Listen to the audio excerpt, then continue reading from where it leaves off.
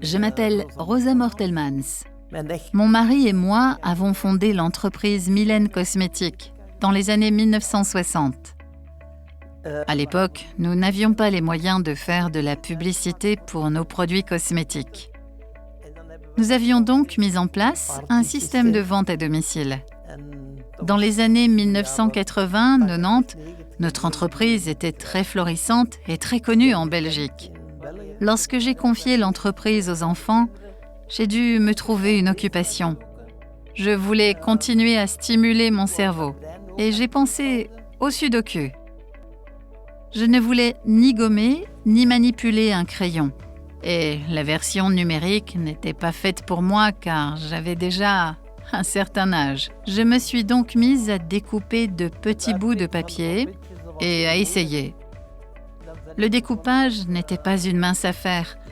Je me suis alors adressée à une personne active dans les soins de santé qui a mis au point une version composée d'un plateau blanc dans lequel il fallait encore prévoir des rainures, car je trouvais pratique de pouvoir placer les jetons à la verticale pour évaluer la solution avant de les mettre à plat. Le concept n'était pas idéal, donc nous nous sommes adressés finalement à un bureau d'études techniques qui s'est chargé de peaufiner le premier concept du plateau que nous avons aujourd'hui. Cette version-ci est définitive car pendant toutes ces années, nous avons confié les différents plateaux à des personnes pour y jouer. Leur feedback nous a permis d'améliorer le jeu pour arriver à ce résultat. Aujourd'hui, la boîte est compacte. Les chiffres sont dans un tiroir, une solution de rangement ultra pratique. Les jetons sont maintenus dans des fentes. Si vous n'avez plus envie de jouer, il suffit de rabattre le couvercle et de ranger le jeu.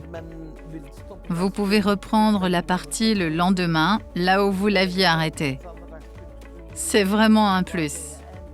Il peut aussi se jouer comme jeu de société. On peut utiliser un ou plusieurs plateaux de jeu. Jouer entre jeunes et moins jeunes. Bien évidemment, les moins jeunes veilleront à ne pas se faire battre par les plus jeunes.